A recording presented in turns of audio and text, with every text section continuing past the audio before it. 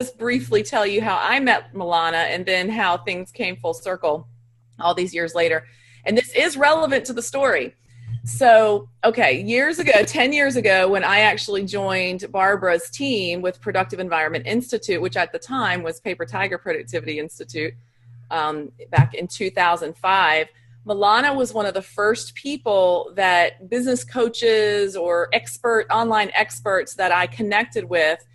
And I immediately was drawn to her. Milana, I remember you had done a teleclass on the 20-hour work week, which I believe, I think we talked about this. I can't remember if you did it before or after. Oh, I definitely did it after the 4-hour work week by Tim Ferriss. Yeah. Okay. Inspired me to do the 20-hour work week. I really could not imagine working for just 4 hours. Exactly. So the 20-hour work week. Great.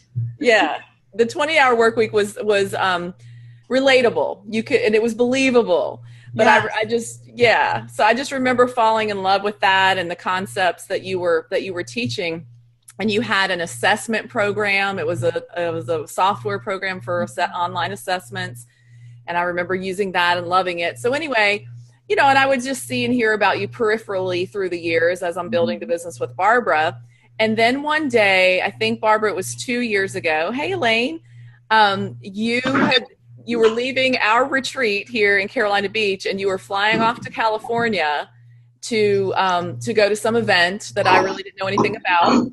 And let me mute you. I'm going to mute Elaine. Hey, Elaine. You were flying off to an event, and you came back all excited, and you were telling me all about this Rich and Milana. And I was like, how many Milanas are there in the world? I was like, is it Milana Lashinsky by chance? Only one that owns Milana.com. That's right, Milana.com. I love it. And Barbara said, yes, that's her. And I said, oh my gosh, I know her. I knew I hadn't met you, but I'd been on your calls and classes and, loved your stuff. And so got really excited to reconnect. And so through that is how, we reconnected. So Barbara, if you want to share your experience with meeting Milana. Well, I just met her when I went to California to Rich. Can you hear me? I can hear me. Yeah, it's definitely cutting out. So I better not. All right, let me log off and go in another room. Okay, I'm gonna just mute everybody. Sorry, you guys. Okay, so I will share. So anyway, so Barbara came back and she was super excited about this project that Milana and Rich were doing, and so I got involved, and we were really excited about it. And then this leads into actually Milana's story. It was exciting and fun and neat, but very complex and overwhelming. And so which then ultimately led to what Milana is doing now. So I will stop and let you tell the rest of your story, Milana, and then I've got all kinds of questions for you about Simplicity Circle. Yeah, for sure. Well, you know how you think you're going to reach $1 million in your business and you're going to go open a bottle of champagne and celebrate and be this $1 million woman? Well, that didn't happen. The reason it didn't happen is because I wasn't even aware that I generated $1 million until 4 months later, my bookkeeper told me about that. I was so busy working and so busy doing and going and just working on the next project, and it just never seemed to stop. Like in my business, people who knew me from before, they know that I have this, I push for maybe a month or two and then I hibernate. With this business, there was no room to hibernate. There was no space. There was no white space in the business. There was no room to think, to create, to reflect. It was always go, go, go, go. I'm not quite sure how that happened, to be honest with you. It's possible because when two partners are working together, they start leaning into each other's work style. And I am definitely, I was definitely leaning into what partner needed me to do, to be, what my team needed me to be, what my clients wanted from me, what my market wanted from me, my joint venture partners. And so it became really hectic, chaotic, a never-ending flow of projects, launches, events, programs, team management. I mean, it was like, it just got really crazy in my life. And so what started happening to me is I started getting panic attacks. which I was not familiar with at all. Like I never heard of a panic attack being a physical thing. I thought somebody was just really anxious and nervous. And if you just give them a hug and tell them, calm down, it's okay, then I'll be okay, right? But apparently it's a physical thing where you experience dizziness, shortness of breath, sweats come to you, like vertigo, like it's a really scary thing. And I started having those regularly. And actually when, were you guys in California at the retreat when Rich and I were together and you were there with Barbara? Yes. I didn't go to California. I was in Florida with you, but I was there. That was my worst experience, which nobody knew about because I was hiding it. But it's interesting that you say nobody knew about it, but I had a feeling in my spirit. I don't know really any other way to say it. Yeah. That there was something wrong. I just felt it in my spirit. And so that was my experience. And, maybe I would have still been working in that company and with my business partner if it weren't for my body to tell me, get the hell out of there, do something different, right? So sometimes your body tells you then that you're done. And so I was done. And so last August, I said goodbye to the company that I was with and took a sabbatical and didn't know what I was going to do. I didn't know what kind of business I was going to build. If I was going to build another business, truly had no direction for what's next. And then my coach at that time told me, just do nothing, just chill, go sit in your armchair. And it's so hard to do because I was always on the go. And suddenly everything stopped. I had no business, no clients, no launches coming up, no events, no deadlines, no projects, no products, nothing. That's when I published my blog and I said, I am on a search for my next big idea. But no ideas were coming to me. It was really scary. And so after a while, I attended a conference and I was looking at the speaker who was talking about marketing and book publishing. And it seemed so heavy, so intensive, like that information felt so complicated. I looked around the room and I knew without, a moment of hesitation that nobody in the room is going to implement any of what they're hearing. It's just so complicated. It's complex, it's complexity. That's when I came up with the word simplicity. And I came home and I registered simplicitycircle.com and started teaching and exploring the ideas of, can you really build a highly profitable business, maybe $1 million business, without all the complexity? And what does it look like? What would it look like if my business was $1 million business, but it was simple? And I started making incredible discoveries about that. And turned out I wasn't the first one. I was just maybe a few years, or in some cases, maybe a decade later.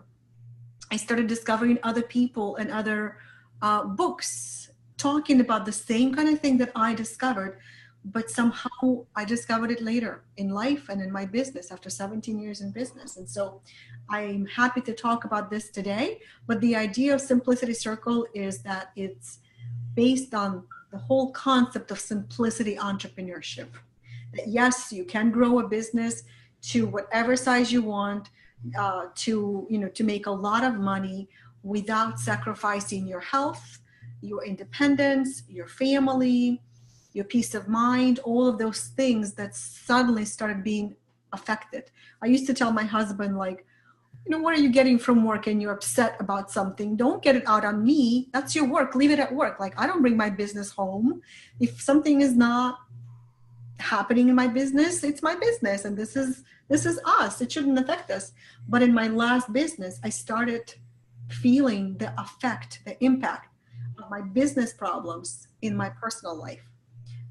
Where I would be like, I was crying a lot and I was tired a lot and I was upset a lot. So that had never happened before, where my business and my personal life started intersecting in how I was. So looking back now, I'm thinking that I did go through a period of depression, temporary. I think Elaine had a question or comment. I saw her hand up. Elaine, do you have? Elaine, you raised your hand. I just unmuted you. Or were you waiting for somebody? Okay. Oh. Back out. I think she was waving at someone in her office. Oh. Okay. Okay. Hey, at least you didn't have to get up and usher them out like I just did. No. Oh, goodness. Yeah, so that's kind of where I'm going to stop to see which direction you want to go in. But that was the beginning of exploration of what simplicity entrepreneurship would look like. Well, I love it. And we certainly, resonate with it because we use a lot, just looking at your ebook, which I recommend all of you guys get, simplicitycircle.com. And you can put your name and email address and get her ebook there. It is phenomenal. And a lot of the same language, you use some of the same language that we use as productivity consultants with Productive Environment Institute. Our goal is to teach our consultants to help their clients simplify, right? Simplify their business processes, simplify their filing system. It's all physical in their office things. And so it's tangible. It's very tangible. And what you're talking about kind of takes it to a different step where it's the intangibles, because we're also not just us as consultants, but our clients as business owners get so caught up in the next big thing, the new thing. If you're on Facebook at all or LinkedIn, you're always seeing advertisements for the newest program and the newest guru and, all of these things that we should be doing. And then we always, jump around and feel, I'm speaking from experience, feel like we should be using this tool or we should be listening to this person. And I was loving your 6, what did you call them? 6 complexity traps. Mm-hmm. And I was going through, I was like, oh yeah, we've done all of those. Mm-hmm. 6, let's see where they are. Let's see, you have the simplicity mindset, which is part of, the 3 keys to creating a simplicity business, the simplicity mindset. The second key is the focusing your business on your super skills. So what we're really good at. And then the third is focus. And it's interesting because when I started talking about simplicity, I realized that the word simplicity means different things depending on who I was talking to. Somebody asked me, Alana, are you getting rid of all of your possessions? And I said, no. Can you see my background? I'm definitely not getting rid of that, right? So minimalism, that was for some people. For other people, simplicity meant almost like a spiritual concept, where to live a simple life, maybe live in the woods or live with a backpack, with all of your possessions in the backpack, and just travel the world. And then there is universal simplicity, which is fewer steps. That's what universally simplicity implies. Fewer things, less to focus on, right? Just less of everything. But then as I started exploring simplicity further, I realized that there's also an individual simplicity, which basically means that simplicity is subjective. What's simple to you is complex to me and vice versa, right? So to someone like Barbara, perhaps, simplicity could come from networking, right? For some reason, I feel like, Barbara, you are a great networker and you're a people person, right? And you connect with people real well. For me, networking is absolute complexity. It is not the thing that I would want to build my business around. On the other hand, I could do a product launch in my sleep. For most people, a product launch is the pinnacle of complexity, right? But for me, there's something in it that I find simple. I just see an arc of content creation and I know how the pieces are going, and maybe in the past it was still complexity. So what's simple today was not simple to me 10 years ago, right? The bottom line is that simplicity is very individual. And so the goal is to find out what your natural abilities are, what your super skills are, because that's where results come with ease, and build your entire business around those areas. I just completed my Simplicity Blueprint program with a group today, just like this in a Zoom call. I had 22 people with me, and everybody ended up with a different business model and a different marketing strategy based on how they scored in their business model assessment and then their marketing personality assessment. You know, we talk about things like, okay, well, there's innovation, information, inspiration, intimacy. Those are the 4 business models, depending on how you score. And then when it comes to marketing, there's also 4 types of marketing personalities: teacher, builder, connector, champion. And then you combine the 2 and you end up with a different kind of business from everyone else's, right? So your simplicity zone is going to be different from anyone else's. And if you don't know what yours is, you're going to push yourself, you're going to grind, work too hard, get results with a lot of difficulty, get frustrated, start feeling inadequate, and probably feel like you're not even meant to be an entrepreneur, right? A lot of those things start come to mind when you are working outside of your marketing style, outside of your business personality. Does that make sense? Mm-hmm. You know, what it reminds me of, Alana, is one of the things we talk about a lot is I will say to clients, they will say to me, or they will ask me, what should I do? And I always say that's the wrong question. The question is, what will you do? Ah, yes. And it's kind of the same, and it's based on the same concept that there are many different ways to get clients. There are many different ways to offer services and things like that. And so it depends on what you will do and what you will do with relative ease. I mean, there's always going to be some challenges, but if your why is big enough, which I think is a huge part for all of it, is, you know, why are you doing this? But then it's like, how can you do this? And that's very, very individual, which is the reason after 40 years, I still love doing this as much as I did then, because God created every individual and every company different. So it's new every day because it's helping people to figure out what they will do. Right. Well, and I actually call that your natural tendencies. There's a thing called natural ability, and then there's natural tendency. And It's a little different, but a very important distinction. Natural tendency is like when you come home and you throw your shoes to the right. But then, you know, as a mom who wants order in the house, I set up a little shoe closet to the left because that's where I think it belongs. Well, people are still going to do what they do. They're going to still throw their shoes to the right. So my organizer comes in the house and sees where all the shoes are and takes my little shoe closet and moves it to the right. Let's put it where people throw it anyway, right? So natural ability, natural tendencies really are important to watch for yourself. Is like, what do you naturally do? When left to your own devices, what do you naturally end up doing?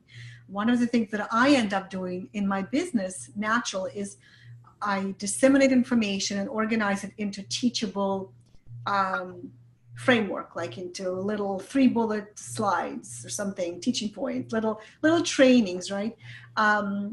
Somebody who is really a connector or a networker, they immediately start, when you talk to them, they say, oh, do you know that person? You really need to talk to them. Oh, I have this book that you definitely need to read. They constantly connect. That's Barbara. Was that what I was going to say? I didn't want to pick on Barbara again, but I would imagine that she knows enough people and she's such a connector that she will, somehow I knew you were a connector, and you didn't even take my assessment. There was something that I knew that just like it came from me. Just talking to you, Barbara, knowing you long enough to be able to assess that without an assessment. Yeah, that's interesting, because I mean, we haven't been together that long, but so it's quite, you know, it's interesting that you picked that out, right? Yeah, I don't know why. It just, I guess I've talked to enough people of different marketing personalities that I can feel that you are probably a great connector.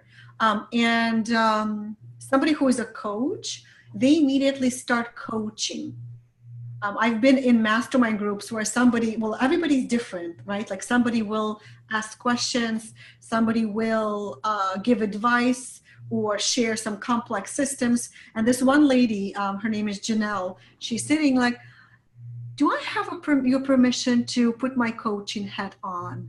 Immediately got into coaching. Like that's what people naturally do. And if you start noticing those things about yourself, what are your natural tendencies are, and how can you leverage them into a profitable business. That's what I help people do.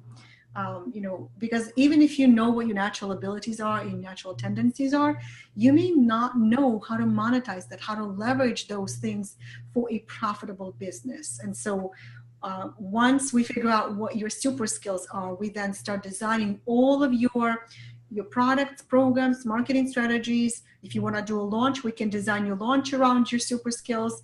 If you want to use social media, joint venture partnerships, we can design every area. Because just because you're not a connector doesn't mean you can't use social media. You'll just use it differently, right? I actually scored 0 on a connector, right? I'm a builder, teacher, and a little bit of champion. So connector is 0. And somebody asked, Alana, you built an entire organization based on people connecting, right? JVIC, people connecting. How did you do it? You're not a connector. Well, that's right. I built it. It doesn't mean that I connected with every person in the community. My super skills is building, creating, sharing something, not necessarily connecting with people or people to people. Like I don't naturally come up with names, even though I know a lot of people. It doesn't come naturally to me. Like you would have to come up to me and say, Alana, do you know somebody who can help me with this? And then I have to sit and think and look through my inbox to see, do I know somebody? Right? So when you build your marketing and your product line around what you do naturally, your business grows with ease and it grows naturally with clarity, and you feel confident because the things you're doing are natural to you. And you get results and people appreciate you for those things, right? Yeah. I think it makes so much sense. And one of the things that we talk about, we've always been really big on when people come into our program that we don't want cookie cutter people. We don't, Barbara had looked at franchising years ago and was being, advised to franchise. And, she said, well, I don't want to do that because I want our people to come with what their skill set is, what they're good at, what their passion is, and then combine it with the things that we teach and the things that they would learn from our program. We don't want everybody. We actually encourage people our consultants to specialize in working with a specific type of client or group of people so that they are doing it in a way that is natural to them. And that's what I'm feeling when you're talking about the natural tendencies. That you don't have to run your business as a coach or a consultant in the exact same way as someone else. You have different styles. Absolutely. And what happens as a result of approaching your business with this, I call the simplicity approach, is you get paid for simply waking up and being who you are without judging yourself for not having certain skills, without feeling inadequate, without trying to imitate someone else's skills or models or strategies. Do you know how many people are impacted by seeing someone else being successful, then trying those strategies, trying to imitate those strategies, not succeeding with them, and thinking to themselves, I must be not smart enough. I must be not entrepreneurial enough. I must be not good with that, building a business that way. So there's a lot of self-judgment that we are constantly putting on ourselves when we try to build our business outside of what is natural to us. There's so many materials out there that are focused on changing us. Like the entire personal growth industry says, you need to change, and here's how. But what if you just stop doing that and instead embrace yourself the way you are and build your business the way that you are drawn to, the way, like I always give this example. It's the best example I can give because I spent 11 years mastering a skill which I never mastered. Speaking from stage and selling, making offers from stage, right? I started, so my first event was in 2007, and I made an offer, I remember that, for $1,000. Now remember, all the people in the room already know, like, and trust me. So I'm supposed to sell a lot for $1,000. I had 10 people buy something out of 100 people, so 10%. Doesn't sound bad, but considering that these are all the people who were already my fans, and I was selling such a low offer, low end offer, I should have sold more. Over the next few years, I attempted to sell a program of $12,000, $15,000. Somebody suggested that I should offer a $25,000 program. Then I went back to $7,000 program. I tried all the different price points for 11 years. I have studied with several mentors who taught this thing. And so I would push myself a little bit more. Maybe I would sell a little bit more, but 11 years, don't you think it's enough? In the meantime, I would do a webinar and I would generate 6 figures. Do you think it makes sense for me to continue forcing myself and torturing myself and struggling through learning the speak to sell format? Or should I just get even better and stronger and invest myself more into the webinar format, right? That's such a good example. Of strengthening your strengths, not your weaknesses, right? Yeah, that is. So you may have said this at the beginning, Alana, when I wasn't able to hear. How would you describe your business now? From which perspective? Like, what do I do for people, or what's the business model? Well, what value do you bring to whom and how? Yeah, that's a great question. So the way that I work with people today is I give people, so I have a program, it's called Simplicity Business Blueprint. And what I do in the program is I give people a series of tools, assessments, formulas that we go through. And every person ends up with an individualized, personalized business model based on their marketing personality, based on their business model personality, because everybody is motivated by different things. Everybody has a different core driver. Everybody has different natural abilities. And so that is the biggest value that I give people right now, is that there is an unprecedented overwhelm. So is your program, how long is the program? The Blueprint program, how long is it? At this point, it's going to become a course because I already delivered it twice as a live group. And so my next step is to, turn it into a course that people can go through on their own. And it's a 5-module program. And so that's something that it's the foundational program. I have many other programs and I plan to develop many other programs, but how do you know which program is for you, right? So I'm planning to run a program called Telesummits Made Simple, right?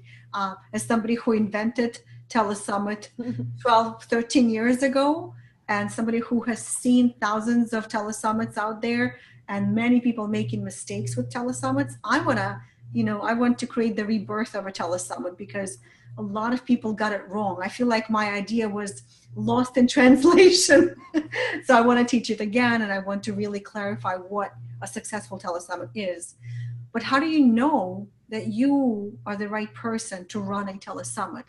Or how do you know what kind of a telesummit you should create, right?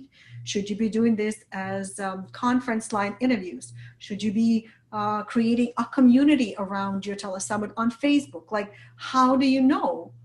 The Simplicity Business Blueprint will give you the direction that tells you these are your core drivers. These are the strategies you need that are based around your super skills. So these are the things that you need to be doing to bring out your highest natural skills.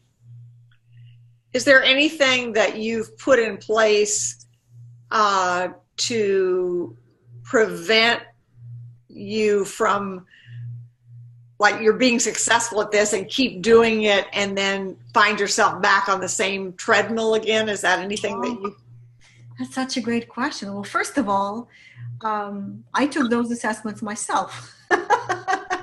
So I know what kind of things are coming natural to me. And I also understand why I went off track earlier. I think there is one thing that I do with people, and it's called a simplicity filter, which is sort of your one-page statement that consists of 3 questions. And each person will have 3 different questions based on what is the most important thing to me. One of my 3 questions in my simplicity filter is this going to allow you to maintain your independence? So one of my biggest thing in my you can call it values, I call them simplicity filter questions. One of the most important thing for me is independence. Had I known that 4 years ago, chances are I would have not partnered with my business partner because I need to be autonomous. But the interesting thing is that I probably would have never known that had I not partnered. So it's kind of like a chicken and the egg, right? I didn't know that I value independence as much as I did. I kind of suspected it, but because the idea was so hot at the time, I jumped into it with full force. I merged my current business, my old business into my new business. I got rid of everything else and I focused entirely on this new partnership. Turned out that I need to be fully independent so that I can make decisions quickly, that I can be flexible and where I am zigging and zagging, right? So to answer your question, Barbara, I believe that my simplicity filter is keeping me really focused on the things that are important to me. And I believe that everybody should have their own decision-making tool like simplicity filter, where you determine how to make a decision. Like, how do you know that you should do a telesummit? Several people in my program got really excited about this idea, and then they ran it through simplicity filter that they created and said, nope, it didn't pass it, right? Or how do you know that you need to hire another team member? Run it through your simplicity filter questions. Is it going to pass it? Yes, great. You can start looking for that person to add to your team. Because what happens is we build our businesses around our clients, around our market needs, but we forget to build it around ourselves. So now when I make a decision in business, I put myself first. And it kind of sounds almost strange because a business exists to provide value and to solve a problem and to generate profit. But a lifestyle business has to start with you. And that you can't give to somebody else what you don't have. Exactly, right? Yeah. So, and I certainly don't want to be in a place like I was about a year ago when I woke up and I looked at my calendar and I didn't want to get up. And I asked myself, is this all there is? There's work, and then there is more work. And then when I'm done with that work, there's going to be more work. Is it all there is? And I suddenly just asked myself, why? Why am I doing that? My why disappeared. I didn't have my why. I no longer felt inspired, So what is your why now? Because I think that is really, really important. So what's your why now? My why is, I definitely want to create a business that gives me the financial stability and even freedom to do passion projects. And my passion projects might have to do with the business directly, or it might have to do with something like starting a music school. I don't know. I've always wanted to start a music school, but I never had the time freedom and enough financial freedom to truly be able to do that. So I feel like if I create that foundation in my business financially, where it's a steady income coming in, not just like a surge of income in January and then nothing for the next 6 months, right? Like what happens with launches. So every decision that I make now has to do with, will it allow me to create a steady income? So things like automated evergreen funnels, where people automatically come from maybe social media or through referral partnerships somehow, and start going through my marketing sequence and ending up, I call it from awareness to sale, right? What's your ideal work week in terms of how many hours a week you like to work now?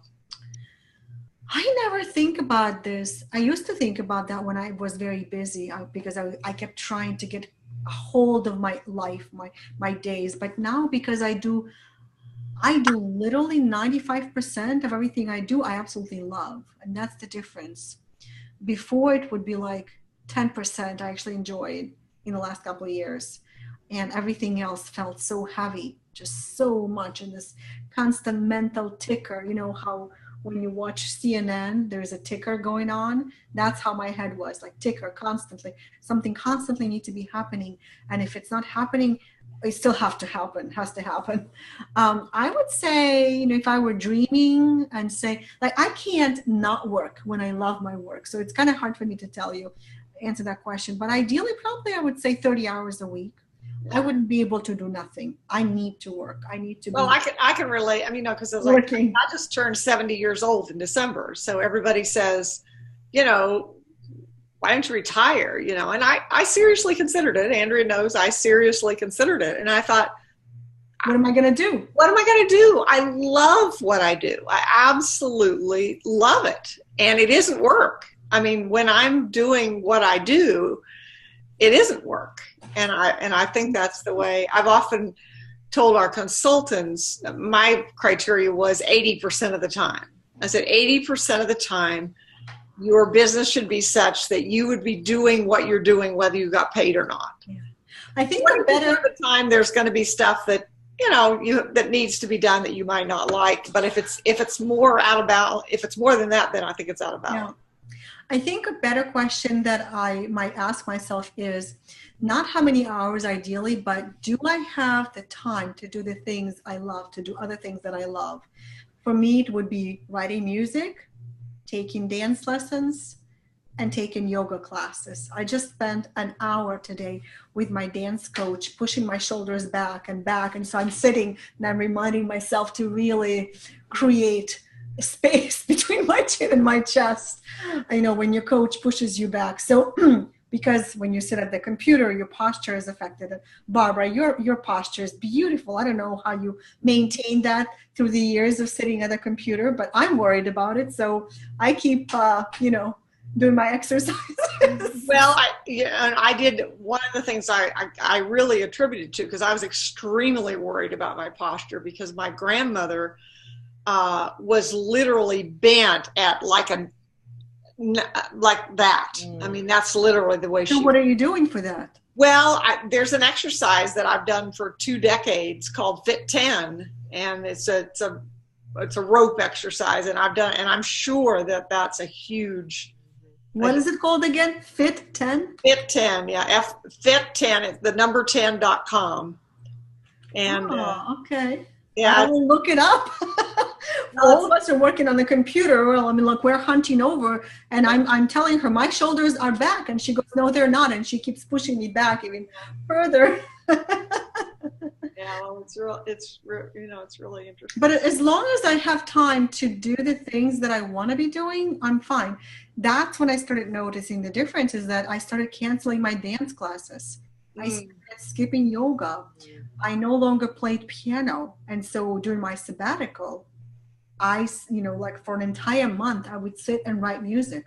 Actually, if you go to my website, alana.com/blog, I finally recorded a piece of music, like in a professional studio. And cool. I have to go check it out. Yeah. So I feel like that piece would have never been born had I still been with my old company. Isn't that amazing how things happen that way? Yeah, it is. Well, I can really, I love the music part of it. I was trained as a musician myself, and I have piano is a huge, huge part of my life. I mean, if I couldn't, somebody asked me today, what would I do without my piano? I can't even imagine life without it. It's such an important part. And I think there's, and this may be something that you will end up exploring, there's all kinds of research and some really exciting things going on now with music, with healing, And there's a wonderful book that I highly recommend you read. I think you would really enjoy it, called Whole Tones, WHOLE Tones. Okay, thank you. I'll look it up. Written by Michael Terrell, and he's a composer. And the book is fascinating. He talks about how our instruments are not tuned the way they used to be tuned, and how that's affected sound. And I mean, it's just, you will be very intrigued by it, I'm sure. And he created this music, which is now being played in hospitals and nursing homes and places like that. In fact, I gave some to Andrea that she can use when Franklin won't sleep. She can put the music on and Franklin will go to sleep. So, so anyway, who knows, that may be one of your passion projects may be taking music somewhere in a different, and it's certainly related to productivity. Years ago, I mean, when I first started doing what we called 8-Hour Miracles, then I carried a CD player with me and CDs. And the CDs, there was a series of music CDs that had different names. They'd be called de-stress, concentration, thinking, inspiration, and each of them were played at a different tempo.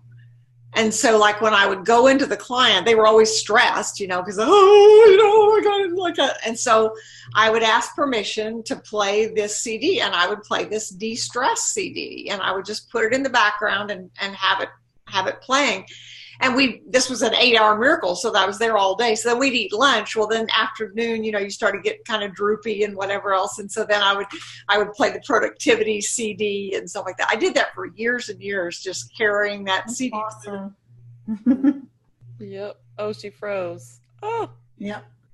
Well, let me ask you this, Milana. With that in mind, so next week we're having our retreat, a professional development retreat here in Carolina Beach with our team of consultants. We've got about 11 of them coming. Elaine is coming, that's on here.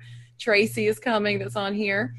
Marge is coming, that's on here as well. And so they, about half of them have already been in the business for a while, and they're creating and generating income and doing well.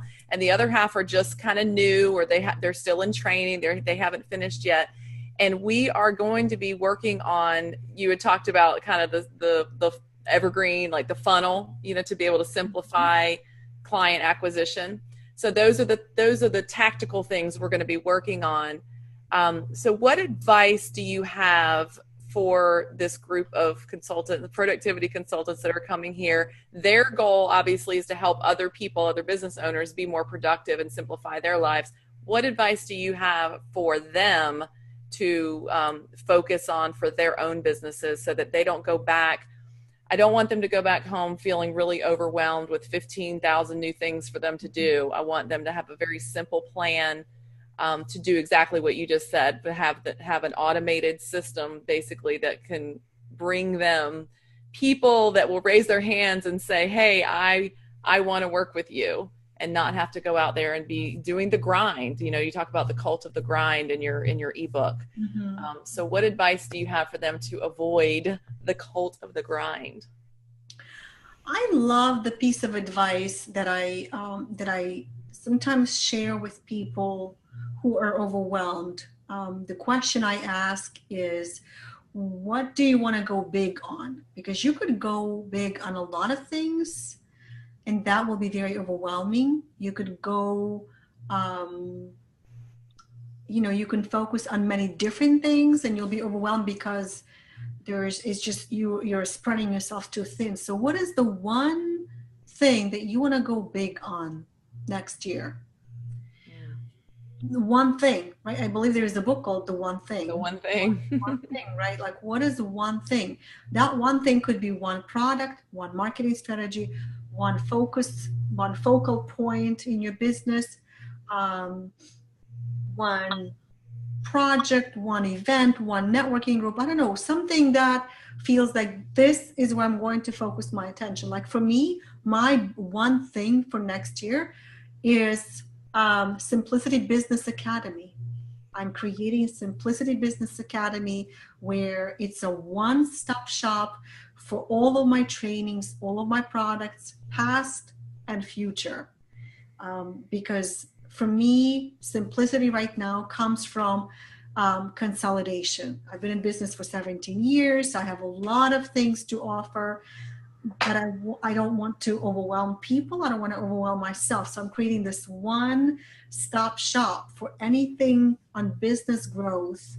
And I'm actually going to be looking for guest faculty trainers to contribute various courses on things that I'm not an expert on.